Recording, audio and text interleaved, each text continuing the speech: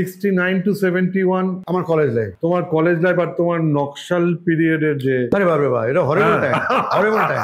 So one horrible time was that 1968 এর flood. Second হরিবল time পরপর আসছে।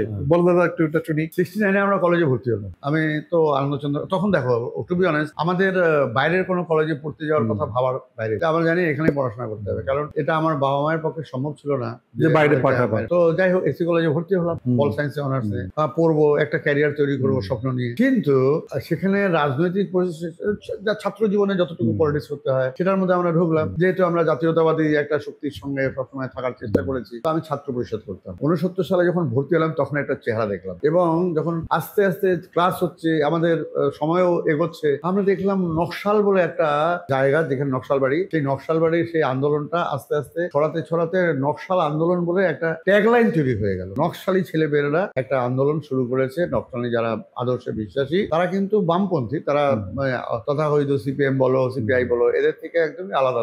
তারা টোটালটাই হচ্ছে সশস্ত্র বিপ্লবের পথ। তো তারা সশস্ত্র বিপ্লবটা কিসের জন্য চাইছিল? এরা মুক্তিকামী মানুষের জন্য কাজ করবে বলে এদের স্লোগান। তো এখন মুক্তিকামী মানুষ তো সবাই, যারা ধনপতি তারাও মুক্তি চায়, আর যাদের ধন নাই নির্ধন তারাও মুক্তি চায়। তো মুক্তিকামী মানুষের মধ্যে যারা যুক্ত হয়েছিল তারা সবাই যে খেটে খাওয়া মানুষের একটা প্রতিনিধি ছিল, তাদের সংখ্যা যথেষ্ট থাকলেও অন্তত জলপাইগুড়িতে আমি বলতে দ্বিধা নেই অনেক উচ্চবিত্ত মানুষও এর মধ্যে যুক্ত হয়েছিল। তাদের উদ্দেশ্য কি ছিল জানিনি, আমার কাছে জানা নেই, কিন্তু আমার মনে হয়েছে যে এটা বোধহয় আদর্শগত দিক থেকে সেই সময় ভেবেছিলাম ঠিক নয়। পরবর্তীতে অনেকেই বলছে যে উনি হয়তো এই আদর্শটাকে পছন্দ করেছিলেন, সেই কারণে আমি নামটা বলতে চাইলাম না, এই কারণে ওনারা প্রয়াত হয়েছেন একদম। তো জলপাইগুড়ির পুরনো মানুষরা জানে কিভাবে ওরা এখানে নকশালের সঙ্গে যুক্ত হয়েছিল, নকশালের প্রার্থী হয়ে দাঁড়িয়েছিল। এই প্রার্থী হওয়াটার ক্ষেত্রে আমার একটা বক্তব্য ছিল যে নকশাল যারা করতো সেই সময় ভোটের দ্বারা কথা নয়, কিন্তু ওরা ভোটটাকে অ্যাকসেপ্ট করে নিয়েছিল এই কারণে যে ওদের প্রতিনিধি যাতে যেতে পারে। কিন্তু প্রতিনিধি যাকে করা হলো সেও একদম ধনপতি। তো আমার মনে হলো যে ধনপতি যদি প্রতিনিধি হয় তো ধনপতি ধনের কথাই বলবে,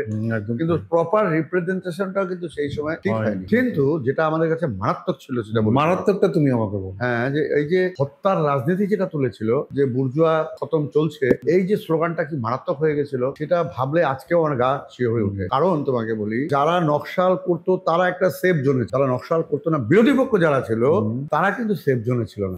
তাদের কিন্তু জায়গা কিরকম নষ্ট হয়ে যেত, কখনো যদি কখনো বিরোধ করে তুমি কোথাও কথা বলতে তারা আইডেন্টিফাই করে ফেলত, এবং তাকে কি করে খতম করে দেওয়া যায় সেই রাস্তাটা তারা তৈরি, মানে একদম টু দ্য এন্ড। তো এটা এমন ভাবে তৈরি হলো, মানে আমাদের তখন চলাফেরাই সাংঘাতিক হয়ে গেছিল।